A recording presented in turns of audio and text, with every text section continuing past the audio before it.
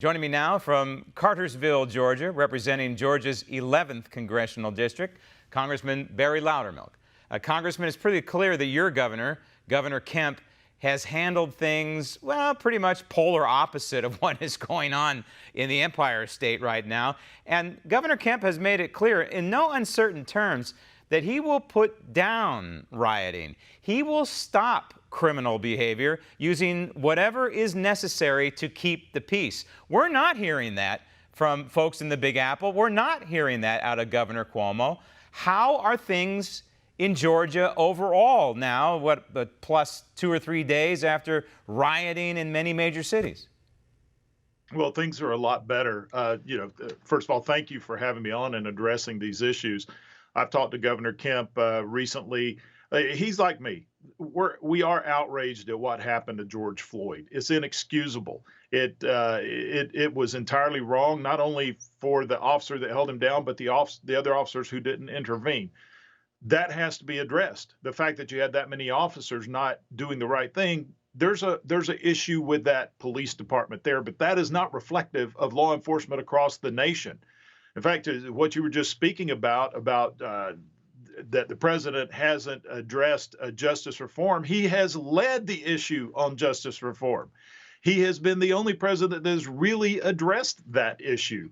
But here in Georgia, we do have a governor that understands that the purpose of government is to protect the rights of individuals.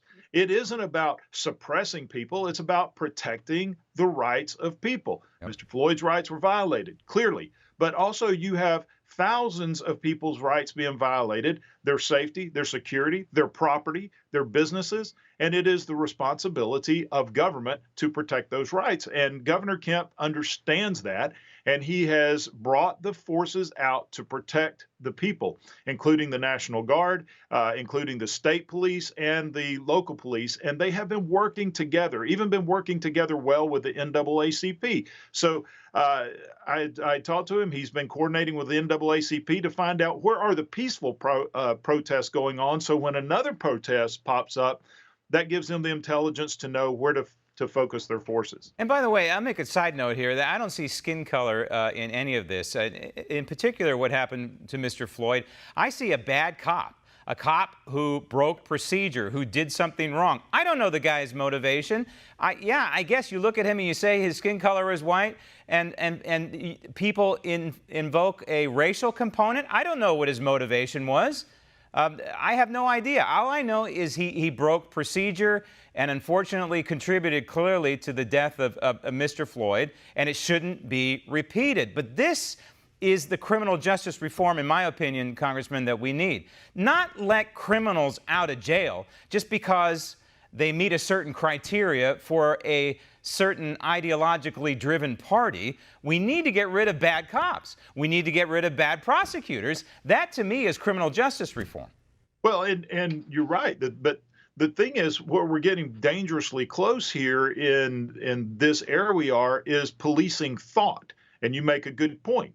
Is some of the folks out there are trying to put intent in the minds of others when you can't prosecute someone on their thoughts or their feelings, only on their actions. And we have clearly actions that were taken by these police officers that must be dealt with.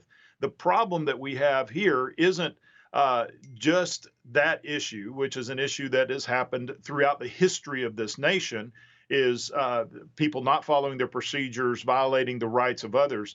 But now this has grown into a larger issue where you have Antifa, you have other, and we know in Georgia that there are outside groups, organized groups that are here leading the violent protests.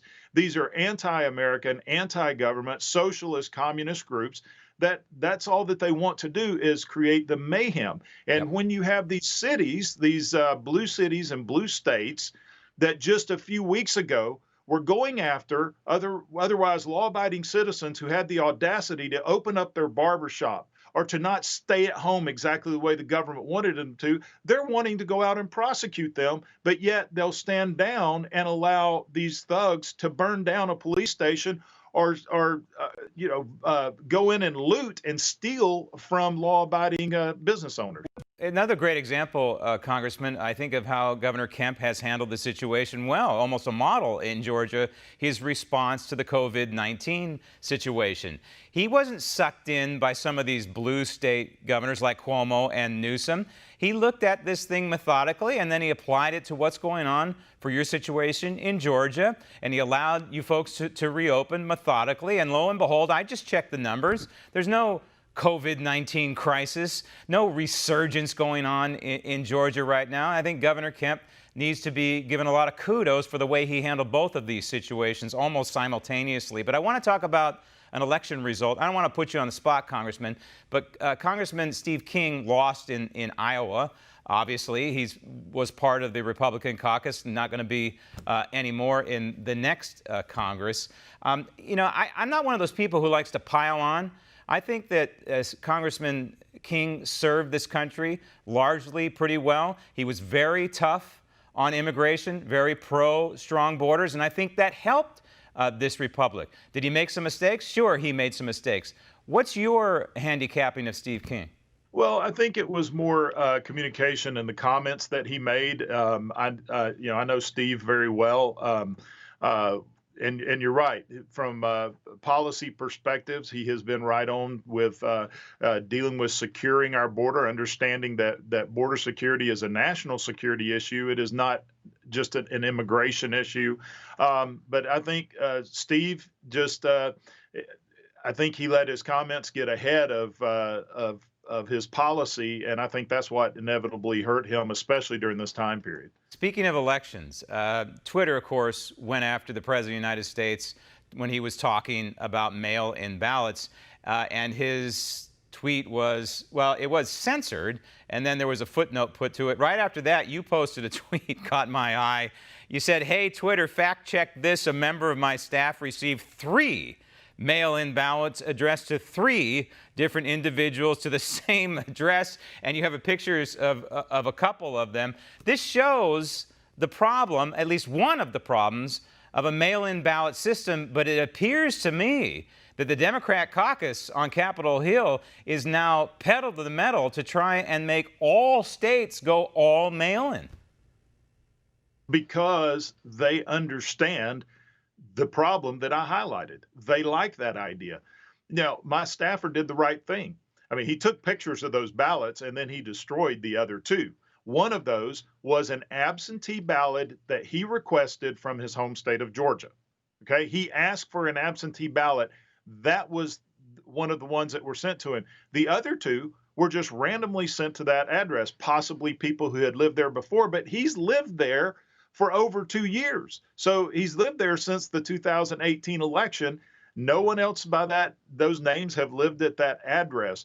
So the point is, this just broadcast mailing of ballots to people who haven't requested the ballot subjects it to massive amounts of fraud. Yep. And that was the point the president was trying to make. That was the point we were making. And then Twitter, when they want to fact check the president, who do they go to? The Washington Post and CNN.